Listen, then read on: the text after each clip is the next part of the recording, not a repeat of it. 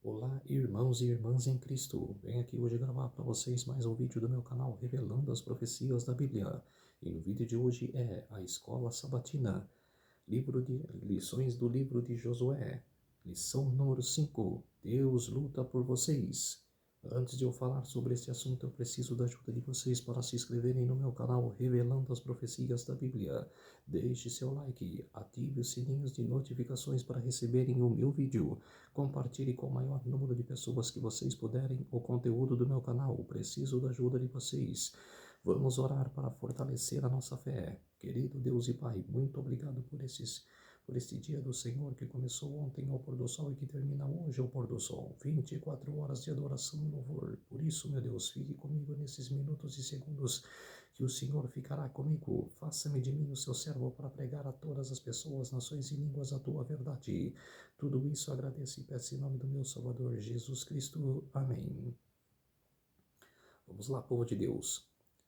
A lição número 5. Deus luta por vocês. Verso para memorizar na lição de sábado. E de uma vez tomou Josué todos estes reis e as suas terras, porquanto o Senhor, Deus de Israel, pelejava por Israel. Josué capítulo 10, verso 42. O livro de Josué contém algumas cenas que podem parecer perturbadoras. Algumas pessoas questionam o conceito de uma guerra divina ou santa, segundo o qual um grupo de pessoas recebeu de Deus a ordem para destruir o outro grupo de pessoas. A questão da guerra divina no Antigo Testamento é desafiadora.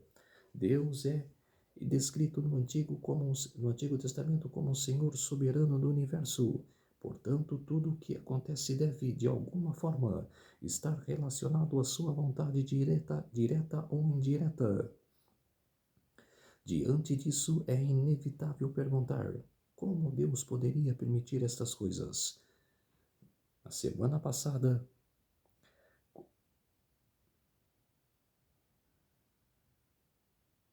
vimos que o próprio Deus está envolvido em um conflito que é muito maior do que qualquer guerra ou batalha travada na história humana. Uma batalha que permeia todos os aspectos de nossa vida. Vimos também que os eventos da história bíblica e secular podem ser compreendidos plenamente apenas à luz desse conflito.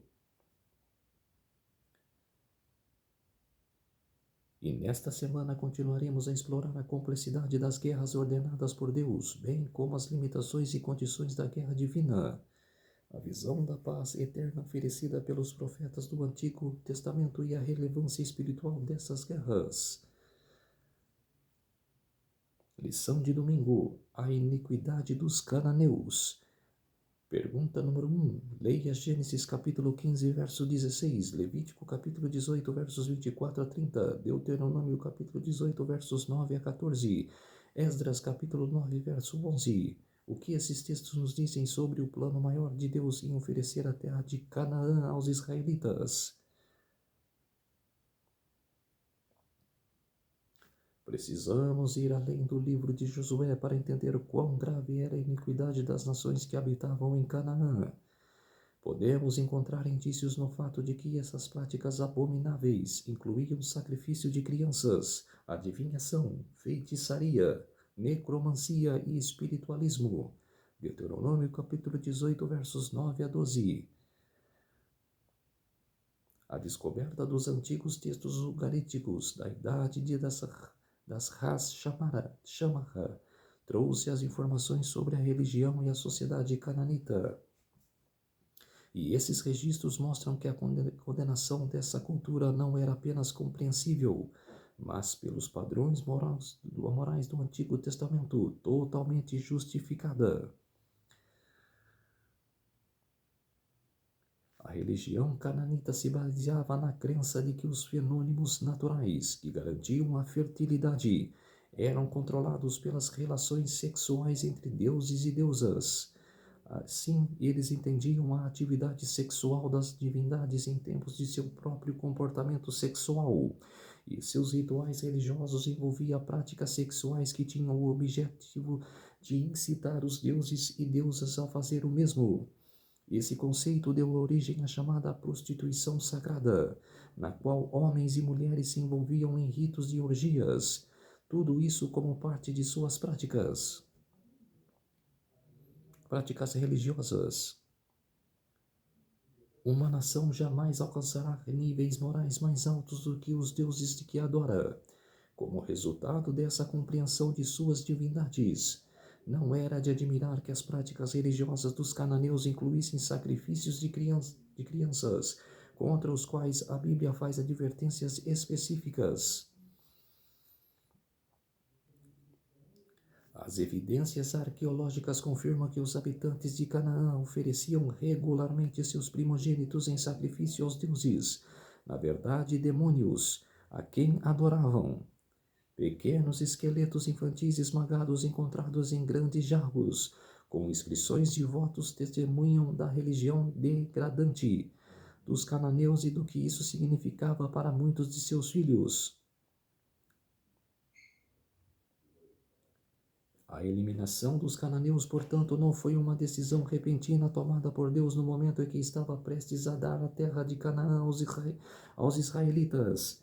Na verdade, os habitantes de Canaã receberam um longo tempo de graça, durante o qual tiveram a oportunidade de conhecer a Deus e seu caráter por meio do testemunho dos patriarcas que viveram entre eles. Os cananeus tiveram todas as oportunidades, mas obviamente as desperdiçaram e continuaram em suas práticas abomináveis até que o Senhor precisou pôr fim a elas. Quer dizer, você acha hoje que, principalmente, você cultua essas divindades, tem estátuas de Satanás, estátuas de demônios em sua casa, como lá no Rio Grande do Sul, uma ímpia tem lá que oferece práticas a todos os habitantes lá do Rio Grande do Sul, que o castigo dela não virá. Se impérios teve o castigo, imagine uma pessoa que cultua isso. Quer dizer, cuidado. Lição de segunda-feira, o juiz supremo. Pergunta número 2, leia Gênesis capítulo 18, verso 25, Salmos capítulo 7, versos 11, capítulo 50, verso 6, capítulo 82, verso 1, capítulo 96, versos 10 e 2, Timóteo capítulo 4, versos 1 a 8. O que esses versos dizem sobre o caráter moral de Deus? De que forma seu papel como juiz do universo nos ajuda a entender a questão da guerra divina? A santidade do caráter de Deus significa que ele não tolera o pecado, e ele é paciente, mas o pecado deve receber seu salário final, que é a morte. Romanos capítulo 6, verso 23. Yahvé declarou guerra contra o pecado independentemente de onde ele fosse encontrado, quer entre os cananeus ou no meio dos israelitas. Israel não foi santificado por participar de guerras santas, assim como outras nações não foram. Deuteronômio capítulo 9, versos 4 a 5, capítulo 12, versos 29 e 30. Mesmo quando elas se tornaram um meio do juízo de Yahvé contra sua nação escolhida, diferentemente de outros povos do Antigo Oriente próximos, os israelitas experimentaram a reversão da Guerra Santa, quando Deus não mais lutou por eles, mas contra eles, permitindo que seus inimigos o oprimissem. Josué capítulo 7. Todo o conceito de guerra santa pode ser compreendido apenas se for visto à luz da atuação de Deus como juiz. Sobre essa perspectiva, as guerras de conquista de Israel assumem um caráter completamente diferente, em contraste com as guerras imperialistas de engrandecimento próprio, tão comuns no mundo antigo e em nosso mundo atual. As guerras de Israel não tinham o objetivo de alcançar glória para o povo, mas de estabelecer a justiça e a paz de Deus dentro daquele território. Portanto, no âmago do conceito de guerra santa está a ideia do governo e da soberania de Deus em jogo na figura do Senhor, como guerreiro assim, como rei ou de juiz. Dizer que Yahvé é guerreiro significa como juiz. Ele está comprometido em implementar, promover e manter o governo da lei, que é o reflexo de seu caráter. A imagem de Deus como guerreiro, semelhante à de juiz e rei, ensina que Yahvé não tolerará para sempre a rebelião contra a sua ordem estabelecida. Portanto, podemos dizer que o objetivo da atuação de Yahvé, que nunca é a guerra em si, ou mesmo a vitória em si, mas o restabelecimento da justiça e da paz. Em última análise, julgar e fazer guerra ou promover a justiça são a mesma coisa se Deus for o sujeito desta ação. A pergunta no rodapé. Reflita no fato de que Deus é um justo juiz, que não pode ser subordinado nem influenciado pela parcialidade. Como a verdade de um Deus que não tolerará para sempre o pecado, a opressão, o sofrimento dos inocentes e a exploração dos oprimidos é a parte integrante do Evangelho. Exatamente. Deus estabeleceu a verdade no mundo. Retamente. Não se desviará nem para a esquerda e nem para a direita. É reto a verdade de Deus. Então, se você pratica essa abominação de fazer sacrifício pelo seu filho, pela sua família, para servir a deuses pagãos, saia dessa denominação. A partir de hoje, saia.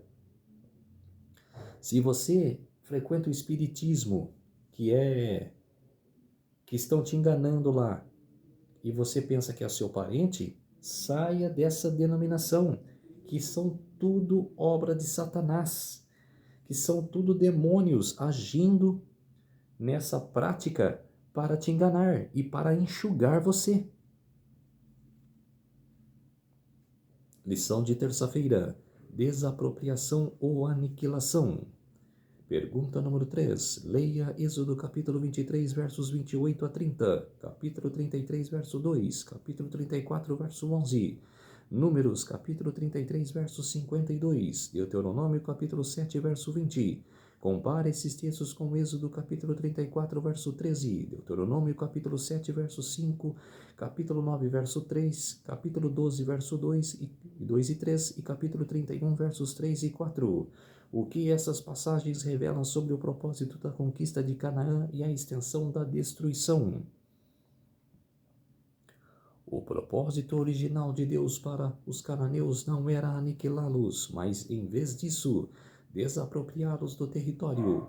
Quando examinamos as passagens que descrevem a maneira como Israel teve que se envolver nas batalhas da conquista, vemos que elas utilizam termos que descrevem a desapropriação, expulsão e dispersão dos habitantes da terra prometida. Por outro lado, os textos que ordenam que Israel deveria destruir algo que se referem especialmente a objetos inaminados, como artigos de adoração pagã e objetos dedicados à destruição. Evidentemente, os locais de adoração pagã e altares constituam os principais centros da religião cananita. A Guerra Santa se dirigia principalmente à cultura e à sociedade corruptas de Canaã.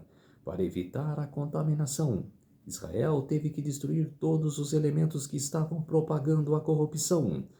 No entanto, todos os habitantes de Canaã e aqueles que individualmente reconheceram a soberania de Deus, antes ou mesmo durante a conquista de Canaã, puderam ser salvos por meio da imigração. Josué capítulo 2, versos 9 a 14. Compare com Juízes, capítulo 1, versos 24 a 26. A única parte da população cananeia condenada à destruição consistia naqueles que se retiraram para as cidades fortificadas. Naqueles que se retiraram continuaram a se rebelar de maneira obstinada contra o plano de Deus para os israelitas e endureceram o coração. Josué capítulo 11, versos 19 a 20. No entanto, isso levanta uma questão. Se o propósito inicial da conquista de Canaã era expulsar os habitantes do território e não aniquilá-los, porque os israelitas tiveram de matar tantas pessoas? Quando analisamos os textos bíblicos relacionados à conquista de Canaã, observamos que a intenção original da conquista era dispersar a população cananeia. Entretanto, os cananeus, assim como o rei do Egito, endureceram o coração e se apegaram à cultura a tal ponto que eliminar sua cultura significava que eles também deveriam ser destruídos. Pergunta no rodapé: quais elementos de seu caráter e de seus hábitos precisam ser eliminados? Você deve, em seu coração e em sua mente, ter uma verdade e uma escolha. Se você acha que você está fazendo errado, você deve eliminá-lo e sim ir para a verdade. É uma escolha sua. A pessoa que está nas drogas, nas bebidas, você mostra o evangelho para elas, para as pessoas. Você fala de Deus para as pessoas. Aí as pessoas vão ficar pensando. Eles não vão dizer sim na hora, mas vão ficar pensando. E vão te procurar. Você passa o seu telefone, tudo, seu contato, e vão te procurar. Se te procurar é porque está com intenção de mudar. Agora, se não procurá-lo, rasgar ou amassar o papel e jogar fora, é porque não querem mudar. É momento de escolha. Lição de quarta-feira, livre-arbítrio. Pergunta número 4. Leia Deuteronômio capítulo 20, verso 10. 10, 15 e 18. Capítulo 13, versos 12 e 18. Josué capítulo 10, verso 40. Como a lei sobre a guerra e os procedimentos contra as cidades idólatras em Israel, apresentados em Deuteronômio, nos ajuda a entender os limites da destruição na guerra em que os israelitas estavam envolvidos. O texto hebraico usa um termo para descrever a destruição de pessoas na guerra, herem. Essa palavra se refere ao que é condenado, amaldiçoado ou entregue à destruição. Ela se refere a colocar pessoas, animais ou objetos inaminados de maneira completa e irrevogável dentro do domínio exclusivo de Deus, o que na guerra envolvia, na maioria dos casos, sua destruição. Precisamos entender o conceito e a prática no herem, como a eliminação de um povo no contexto de guerra, à luz do conflito de Yahvé com as forças do mal, onde seu caráter e reputação estão em jogo. Desde o surgimento do pecado no mundo, não há neutralidade. Ou estamos do lado de Deus ou contra ele. Um lado leva a vida eterna e o outro a morte eterna. Exatamente, povo de Deus. Vocês estão vendo a prática da destruição total. Herem descreve o justo juízo de Deus contra o pecado e o mal. O Senhor delegou a execução da parte de seu juízo à sua nação escolhida, o antigo Israel. A entrega à destruição estava sob seu rígido controle teocrático, limitada a certo período da história. A conquista de Canaã e a uma área geográfica definida, a antiga Canaã. As pessoas entregues à destruição foram aquelas que se rebelaram contra os propósitos de Deus e os desafiaram, rejeitando todo o arrependimento. Portanto, a decisão de Deus de destruí-los não foi arbitrária nem nacionalista. Além disso, Israel poderia esperar o mesmo destino se dedicasse a adotar o mesmo estilo de vida dos cananeus. Ver Deuteronômio 13. À primeira vista, poderia parecer que cada lado da guerra divina tinha o seu futuro pré-definido. Os israelitas herdariam o território e os cananeus seriam destruídos. No entanto, havia a possibilidade de ir de um lado para o outro, como veremos nos casos de Raabe, Acã e os gibeonitas. Portanto, as pessoas não eram arbitrariamente protegidas ou destruídas. Aqueles que se beneficiavam do relacionamento com Yahvé podiam perder essa condição privilegiada caso se rebelassem, e aqueles que seriam entregues à destruição podiam se submeter à autoridade de Yahvé e viver. Pergunta no rodapé: que lições do desafio dos cananeus a Deus? Quer dizer, que lições tiramos do desafio dos cananeus a Deus? Quer dizer, eles tinham a possibilidade. Todos os ímpios têm a possibilidade de se arrepender e de buscar a verdade. É o que eu falei do momento de escolha, do poder da escolha, de você ir para a verdade e abandonar as abominações que você fazia ou praticava. Quer dizer, é momento de escolha, povo de Deus. Então, quer dizer que eles tinham um momento de escolha, mas não se arrependeram e Deus o destruiu. A outra pergunta, como nossas escolhas hoje impactam nossa vida? É o mesmo caso de ir escolha. É viver retamente. Lição de quinta-feira, o Príncipe da Paz. Pergunta número 5. Como os textos seguintes descrevem o futuro de que Deus havia planejado para o seu povo? Isaías capítulo 9, verso 6. Capítulo 11, versos 1 a 5. Capítulo 60, verso 17. E Oséias capítulo 2, verso 18. Miqueias capítulo 4, verso 3. Embora o foco principal da lição desta semana sejam as guerras do Antigo Testamento ordenadas e conduzidas por Deus, precisamos mencionar a presença de outro tema igualmente significativo dos escritos proféticos do Antigo Testamento. O futuro de paz é na era messiânica. O Messias é descrito como o príncipe da paz. Isaías capítulo 9, verso 6. Ele irá inaugurar um reino dominado pela paz, onde o leão e o cordeiro pastarão juntos. Isaías capítulo 11, versos 1 a 8, no qual não haverá mal nem dano. Isaías capítulo 11, verso 9, e onde a paz reinará. Isaías capítulo 60, verso 17, e fluirá como um rio. Isaías capítulo 66, verso 12.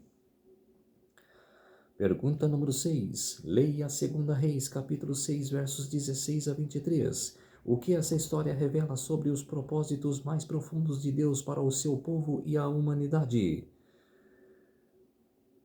Considere a história do exército sírio sendo alimentado por iniciativa de Eliseu, em vez de matá-los. 2 Reis, capítulo 6, verso 22. E eles lhe mostrou o ideal supremo, a paz, que sempre foi o desejo de Deus para o seu povo. É interessante observar que Eliseu estava totalmente ciente da superioridade do exército invisível que cercava o inimigo. 2 Reis, capítulo 6, versos 16 e 17. Por mais que Deus esteja envolvido em um conflito cósmico que também afetou o nosso planeta, o objetivo final da redenção não é um conflito perpétuo, ou mesmo colocar o inimigo em um estado eterno de sujeição e servidão. Mas em vez disso, obter a paz eterna, assim como violência gera violência. Mateus capítulo 26, verso 52. Paz gera paz. A história conclui com essas palavras: assim as tropas de Arã pararam de invadir o território de Israel. 2 Reis capítulo 6, verso 23. Pergunta no rodapé: de que maneiras, ao limitar Jesus, você pode ser um agente de paz nos conflitos que enfrenta hoje? É crer em Deus, é ter nossa fé à prova, todo momento está à prova, e que nós devemos praticar. É dessa maneira de aquela pessoa que te machucou, ou você enfrentou uma situação difícil, principalmente a pessoa, perdoa e esquece o que ela fez. Perdoe em seu coração. E se você não quiser ver mais, o problema é seu, é a sua escolha. E se você enfrentou um momento decisivo, um momento difícil, ajoelha no chão e entrega para Deus. Lição de sexta-feira, estudo adicional.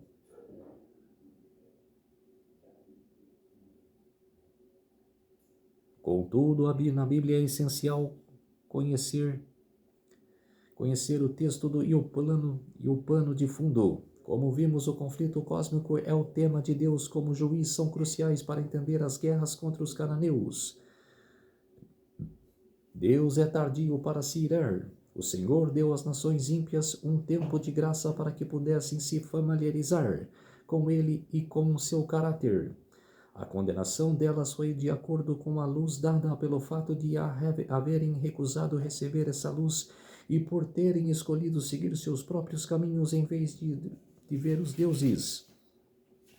Em vez de os deuses, o Senhor deu a razão pela qual não despassou imediatamente os cananeus, é que a medida da iniquidade dos amorreus ainda não havia se enchido.